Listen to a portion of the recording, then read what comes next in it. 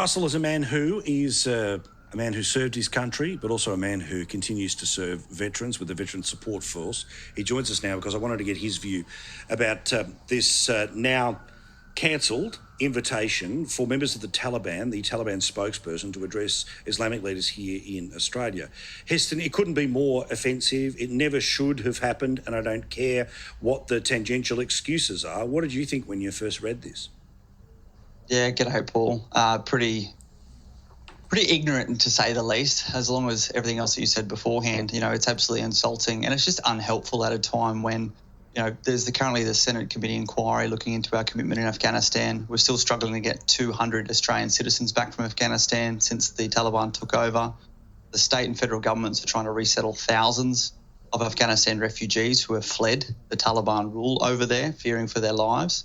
So it's a pretty ignorant move by this peak body, and I'm pretty sure and I'm hoping it's just a very bad judgment area because, as I'm sure you know, these sort of issues really have the potential to set off the tinderbox when it comes down to these community issues at a time when the Afghan and Islamic community needs our support in resettling these Afghan Australian refugees now, as opposed to putting any divide and putting any seeds of the Taliban into what is an authentic purpose in relocating these war-torn refugees.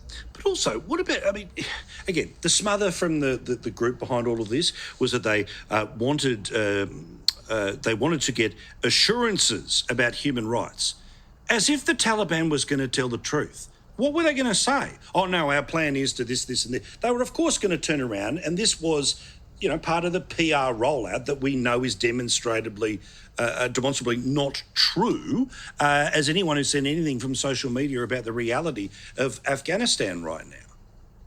Yeah, well, Paul, this last week we learned that the murderer, Hekmatullah, who murdered 3 Australian soldiers back in 2012, was set free.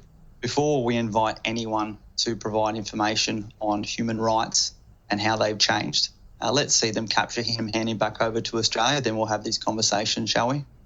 That's the thing. It is by any test, and just frankly, obviously, way too early, all right? The idea that the Taliban that sort of has, you know, been able to sort of put nameplates on people, that's not a government. They might be in charge of, but they're hardly running a functioning country right now. It's too early to trust any of their assumptions, and it's too early to be asking them. But there's just that fundamental disrespect that these were the people shooting at us. Yeah, Paul, the Australian Federation of Islamic Councils need to put out a statement very, very quickly to backpedal on the poor judgment of hopefully a few that were just organising this event, because this really has the potential to put a great spark in a fire that could be a very big issue for the Islamic community and is not needed right now when we have so much else going on. So I'm probably going to call on them to step up to absolutely backpedal on what has turned out to be hopefully ignorance, but end up being insulting to so many. Like you said, mate, including those servicemen and women who do not need this added to the fire at the moment with so much else going on. Good man. Good to talk to you. All the best. Thank you. Heston Russell, Thanks, the Paul. Veteran Support Force, which of course you can find, Veteran Support Force, which you can find online.